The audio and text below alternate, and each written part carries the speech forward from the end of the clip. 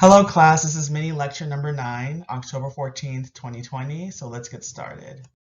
So for this mini lecture, I'm going to be going over common grammar mistakes, as well as a brief synopsis and analysis of both Brownies and Born Free, which were and are our assignments for this week. So common grammar mistake number 1 is dangling modifiers. Modifiers meaning to transform or to change, and dangling meaning that there's a bit of confusion and hanging on that's happening in the sentence. So in this sentence, it reads, after dragging for years, Solway prayed to the stars for help. So right now, we know that Solway is the main subject of the sentence and prayed is the action, but dragging is also an action and we don't know exactly what is dragging. So we can, maybe if we can use context clues, this sentence would probably be located in a paragraph to figure that out. But to make that more clear, we should be succinct and make sure it is very clear what dragging is actually describing. So this is also an issue that can be a common pitfall for indirect sentences, such as the after dragging, because we see that the action of the sentence actually arrives in the second part. So a more easily understood modification of the sentence would be, Solway prayed to the stars for help after years of dragging self-esteem. So now we know that the dragging is actually describing self-esteem, and it is that much more clear. Another common grammar mistake is when to use commas. So most of us know that we use commas to describe things in the list. And we also use commas to separate independent clauses, which means that these are two ideas that can stand on their own. So my best friend is genius level and I keep learning from her, again, are two sentences that can stand on their own, but we use a comma to showcase their separation. And we also use commas as introductory words and phrases. So here we have in the beginning, that is an introductory phrase, so we use a comma. We also use comma for although and however. So I was seeing in some papers where that was being missed. So just keep that in mind, like when to use commas. So now we're going to go to another portion of grammar mistakes, and that is semicolons. So semicolons are used for closely related independent clauses. So these are things that are separate, but it is very understandable that there is a connecting idea between them. So the first slide, even though, this is why we bring in the interpretation for even grammar, there is a relation, but they're not wholly dependent on each other. These two are independent, and yet there's a dependence that one feeds the other. So text me Thursdays, I will know the answer then. They are two sentences that could easily stand on their own, but they are related in their action. We also use semicolons to separate a list. If that list itself, something in that list itself has a comma, then a semicolon does the work of separation. So again, things to look at, and they can be very tricky sometimes to know the difference between semicolons and commas, but this is something to keep in mind, because I know a lot of people often shy away from the semicolon, but really that is the idea for when to use it. And you can kind of see an even more of a guidance for that, even just with the actual symbol of a semicolon, right? There's a period and a comma, right? So it's both ending and continuing at the same time. So that may help you to keep in mind that what this sentence is actually doing.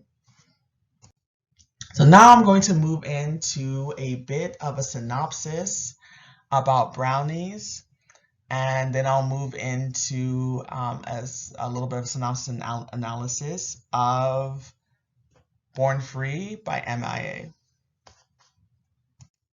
So Brownies is by the author ZZ Packer. It was released in a short story collection called Drinking Coffee Elsewhere in, I believe, the mid-90s. And I think ZZ Packer, I know she went to one Ivy League and released it soon after while she was in college. And it came out to a lot of acclaim. And one of her most famous stories is Brownies, which was published in the New Yorker around the same time that the entire collection debuted.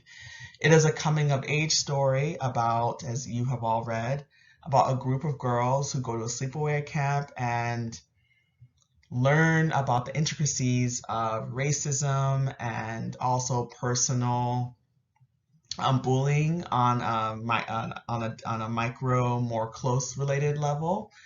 And there's a lot of competing conflict in the story, which is one reason why I really love teaching it, is that there is a protagonist and her ways in which she doesn't belong. There's the fact that they are being led by these women who don't necessarily don't have the close relationship to these girls to kind of see what was going on. And then we have characters like Arletha who are bent on showing themselves as someone that they're not. And then of course we have the macro conflict about why these girls are in the camp to begin with. And of course, the other camp, it begins with a violence, even within the first sentence, that they wanted to engage in violence with these young girls, but it's of course kind of brought down in scope to some degree because these are like very, very young children who are encountering some of these ideas for the very first time. So the trick conclusion is very interesting about this story. We have that the story could have ended with the girls encountering the other troop and realizing that they were special needs, but instead there's another conclusion. Instead we keep on going, like where Act 3 actually carries a lot more of the final conclusion. So this is something that I'll be covering next week when I talk about conclusions and what they're used for and how to do them artfully. But this is one of the things that is very powerful about this story, is that there are almost two conclusions that happen, but these two conclusions feed each other. So I'd like you to keep that in mind and ask yourself, like, how do these two conclusions, how are they speaking to each other? How does the conclusion of the fight between these two troops and finding out that these girls have special needs and that one of the characters may in fact have lied that she was called that name, how does that conflict feed to the protagonist's conflict with her father and with her seeing how racism is played in a more macro level. So again, a very artfully done short story, and it's a story of great feeling. It's a story about violence on multiple levels, and it is something to really look at for how an author is able to use the personal to communicate the political. Now we move to Born Free by Sri Lankan artist MIA. So Born Free was released in 2010 and it was highly controversial. And I included a little bit of a tidbit on the discussion board about what actually occurred with Born Free being published. It was almost immediately removed from YouTube, and to this day it's actually not hosted on that platform, so you can imagine.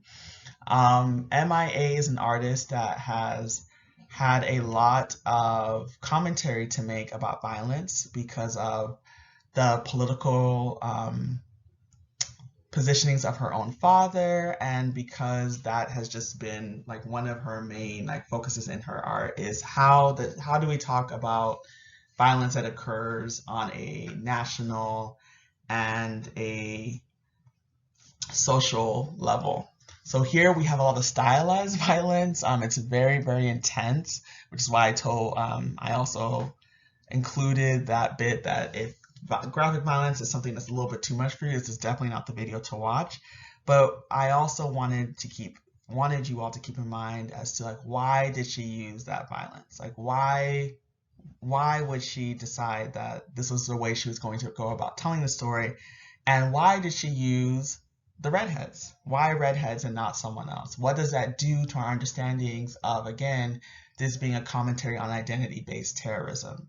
Do you think that something would have changed if she used a different group? And why, again, do you think that she used who she used? And did that add or detract from the controversy with the publishing of this video? So for mini lecture homework, what I would like you to do today, or at least by the end of this week, is I would like you to give me a 1 to 2 sentence description, a definition of how do you personally define violence. I don't want this to be a reiteration of something you find online. I would like you to really think about this. If you were going to define violence for an alien who came from outer space, how would you define it? And then I would like you to spend 1 to 2 sentences, and either using Brownies or Born Free, I would like you to describe and define the violence that you see occurring within the pages. And again, you don't have to do both. Pick one or the other and describe what violence is to you. So as per usual, post this to the announcements page as a comment by midnight on Friday, the 16th of October. And also please, if you have some time, look at last week's discussion board, because I did give some feedback to some of your sentences, which some of them improved on a certain level, but then also many of them still had a wordiness that was there. So I would like you to look at how can you still work on making your words a lot more succinct and carry the weight that they need to carry. So that's all I have for you for this week. And I will see you on next Wednesday. And I hope that you all enjoyed your self-care day.